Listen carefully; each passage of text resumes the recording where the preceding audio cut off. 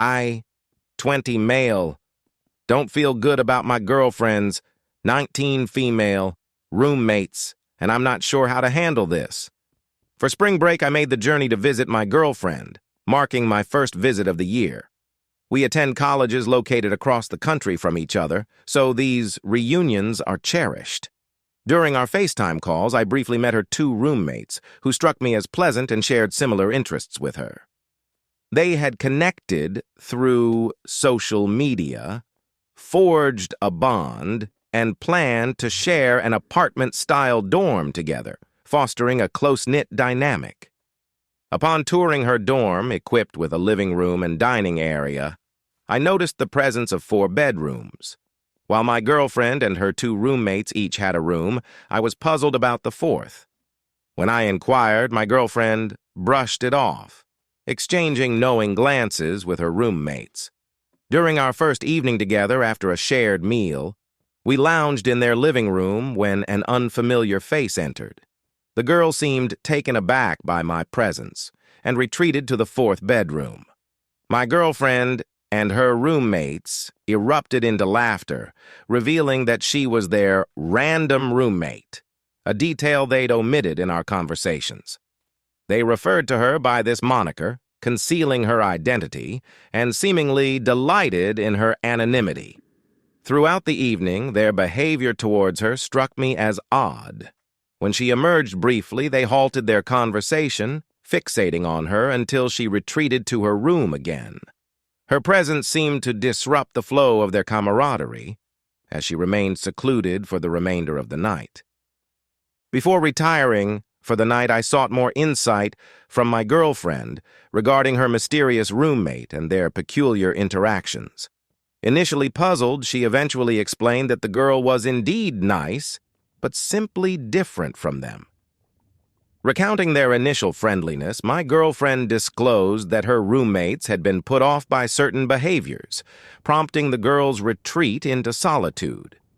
Though my girlfriend acknowledged sporadic greetings, she emphasized the divergence in their personalities, asserting that not all roommates must be close.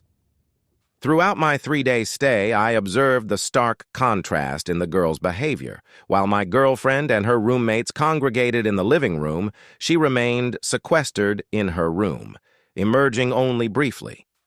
During a more detailed tour, I noticed her limited space allocation in the communal areas, prompting my inquiry. My girlfriend's nonchalant response left me unsettled. The situation left a sour taste in my mouth. While I celebrated my girlfriend's camaraderie with her roommates, I couldn't shake the discomfort regarding the treatment of the other girl. Wrestling with conflicting emotions, I questioned whether my concerns were valid or mere overthinking. Should I confront my girlfriend about this, or would it be wiser to let it rest? Update. After taking a couple of days to reflect, I've come to a realization that this relationship is on the brink of collapse.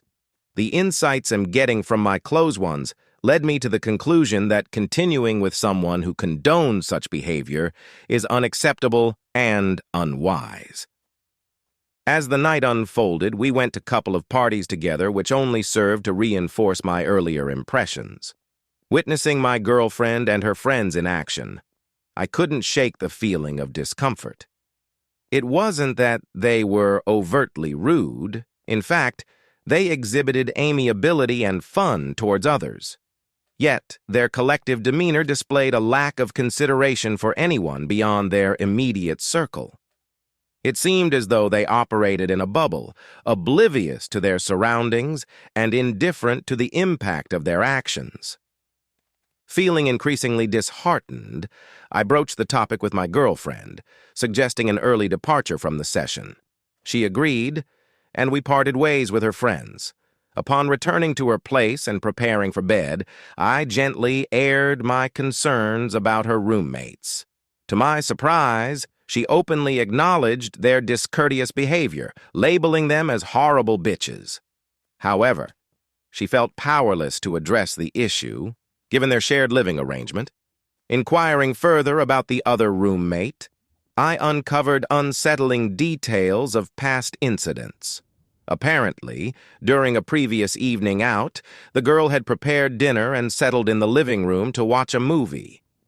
Upon their return, one of my girlfriend's roommates brazenly interrupted the viewing, asserting ownership of the TV and chastising the girl for unauthorized use. The callousness of the act struck me, reminiscent of scenes from Mean Girl dramas. When I pressed my girlfriend about her response to the incident, she confessed to doing nothing, attributing her reaction to embarrassment and discomfort. With her drifting off to sleep, I took the opportunity to reflect on the situation and prepare myself for the conversation that lay ahead. When I pressed my girlfriend about her response to the incident, she confessed to doing nothing, attributing her reaction to embarrassment and discomfort. With her drifting off to sleep, I took the opportunity to reflect on the situation and prepare myself for the conversation that lay ahead. The following morning, I mustered the courage to confront her directly about my feelings. I expressed my doubts about our future together, citing her association with individuals I deemed as bullies. Initially defensive, she deflected blame onto her roommates, asserting her own innocence. I countered, emphasizing her agency as an adult and her repeated choice to align herself with their behavior. Emotions ran high, escalating into anger, and she demanded my departure.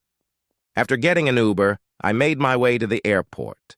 Upon reaching home, I found her message inquiring about the nature of our split, whether it was a temporary break or a definitive end. Reiterating my earlier sentiments, I wished her personal growth and well-being. Subsequently, it appeared she had blocked me, as I received no further communication. However, through my friend's girlfriend, who maintained a friendly rapport with her, I gleaned some developments. Apparently, their living situation had taken a tumultuous turn as their dorm room was discovered with alcohol, a violation of dorm rules. This discovery necessitated a meeting with their RA and dorm director to prove their innocence. While I hoped this ordeal might prompt the fourth girl to shed light on her subpar living conditions, I am fine with the likelihood of never knowing the outcome. I am just glad that I dodged a bullet.